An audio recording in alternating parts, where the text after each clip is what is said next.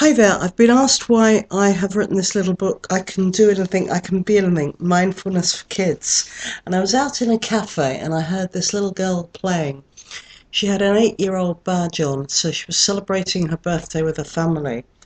And she was in a little play area with other children. And she was saying that she wanted to have lots of kids herself when she was grown up. And she wanted 9 or 10 children, and that she couldn't probably afford to take them all to Disneyland.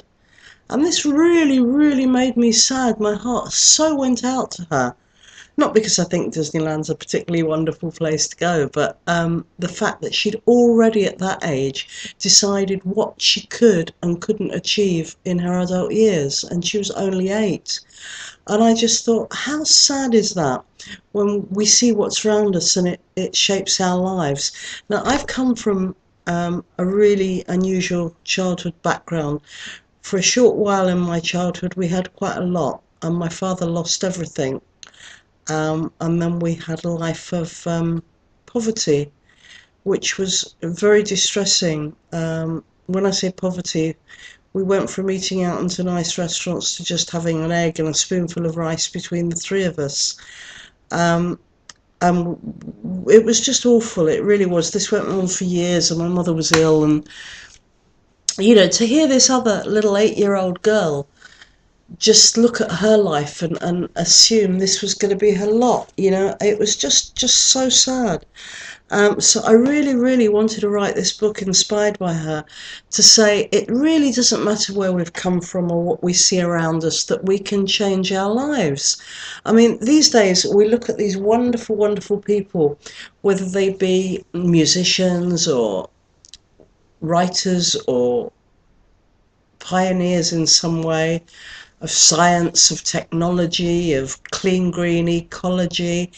And we also see people that have gone on to achieve so much from poor backgrounds. So many of the actors and actresses that we're inspired by, that we admire, that also we think, wow, look how much money they've got. Isn't it fantastic? They're multimillionaires.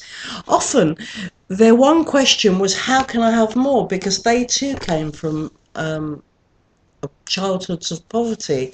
They just wanted better for themselves and better for their families. Some of them were driven when they had families to have better to provide for their own families, and some of them simply just wanted to give their parents something better than what they'd seen their parents have.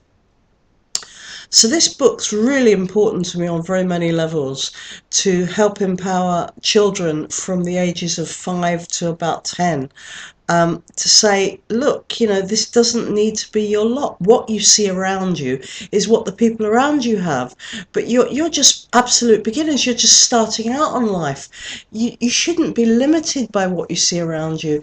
These days we see so many wonderful sports people who, when I was a child, way back in the 60s, who were perhaps in wheelchairs, we wouldn't have expected them to go on to win Olympic Games. It took one bright person, one bright spark, one bright soul, one real pioneer, one dynamic person to go, do you know what? Having this wheelchair is not going to limit me from competing in the Olympic Games, and furthermore, I'm going to win gold.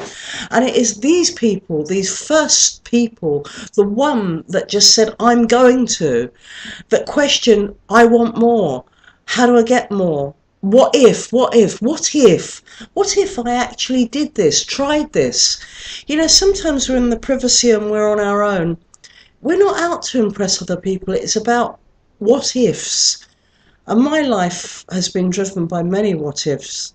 And I don't regret any of them, because they've pushed me to understand more about the world I live in, understand more about human potential.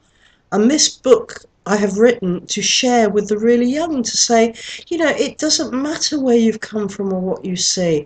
It doesn't matter what colour you are, what age you are. Yes, it's aimed at children, but all of us at any age can have more. And I think it's especially important for children, because they're the future of our planet, and they're the future of their own lives. Why should their future be hindered in any way by anyone, just because they see what's going on around them, rather than what they can dream in their heads and their hearts? There's a saying, if you can dream it, you can achieve it. And I strongly believe in that.